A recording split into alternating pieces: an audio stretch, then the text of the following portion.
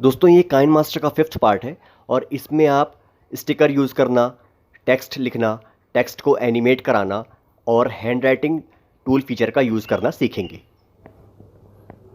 यदि आप कोई स्टिकर यूज़ करना चाहते हैं, यहाँ पे जाइए, हम जाते हैं क्लासिक स्टिकर में। जो भी आप चाहें यूज़ कर सकते हैं। ये देखिए बहुत सारे हैं, इमोजीज़ वगैरह सब कुछ है। ये देखिए,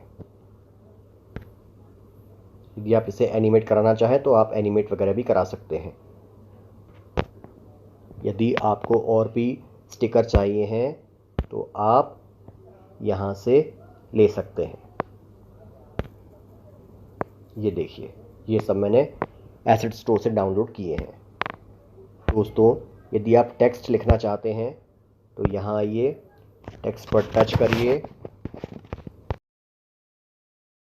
ये देखिए, ये लिख के आ गया है। आप यदि इसका फ़ॉन्ट चेंज करना चाहें तो यहाँ से फ़ॉन्ट चेंज कर सकते हैं। ये देखिए बहुत सारे फ़ॉन्ट हैं, ठीक है। और आपको और फ़ॉन्ट चाहिए हो तो आपको यहाँ पर मिल जाएंगे। यदि आपको कलर चेंज करना है, कलर पर जाइए, कलर चेंज कर दीजिए और ये राइट पर टच करिए। दोस्तों अब हम इसे एनिमेट करते हैं। उसके लिए हम सबसे पहले इसको ले जाएंगे यहाँ किनारे, ठीक है। फिर हम दबाएंगे ये वाली बटन। देखिए यहाँ पर एक छोटा सा पॉइंट आ गया है। अब हम इसको लाएंगे यहाँ साइड में और यहाँ प्लस पर टच कर देंगे और इसको उठाकर ले जाएंगे लेफ़्ट साइड, ठीक है। अभी ये ऐसा प्ले होगा, देखिए। फिर काफ़ी देर तक मैं सर्च करता रहा लेकिन मुझे ये चैनल ढूंढने से बिल्कुल भी नहीं मिला। इस तरह से आप किसी भी ऑब्जेक्ट को एनिमेट करा सकते हैं। दोस्तों अब मैं आपको काइन मास्टर के एक और इम्पॉर्टेंट फीचर हैंड राइटिंग के बारे में बताना चाहता हूँ। इसके लिए आपको यहाँ पर टच करना होगा। ये देखिए, इसके बाद आप यहाँ से टूल सेलेक्ट कर सकते हैं, किस टूल पर आपको काम करना है। अभी पेंसिल वाला सिलेक्टेड है। अब हम हैंड राइटिंग पर टच करते हैं। ये देखिए, इससे आप कुछ भी बना सकते हैं, जो भी आप इस पे बनाना चाहें। यदि आप इसको मिटाना चाहते हैं, यहाँ नीचे से मिटा दीजिए।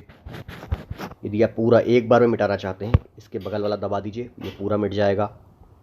फिर आपको कोई दूसरा टूल चाहिए है, आप लाइन खींचना चाहते हैं, ये देखिए लाइन खिंच जाएगी, मिटा दीजिए। यदि आप एरो बनाना चाहते हैं, एरो बना दीजिए। ये देखिए, यहाँ से आप एरो की जो मोटाई है वो कम ज़्यादा कर सकते हैं। ये फीचर मुझे बहुत पसंद है। फिर से मिटा दीजिए।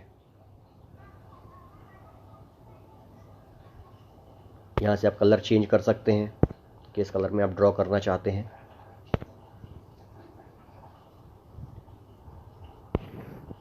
ये देखिए, यहाँ से आप कर दीजिए बैक।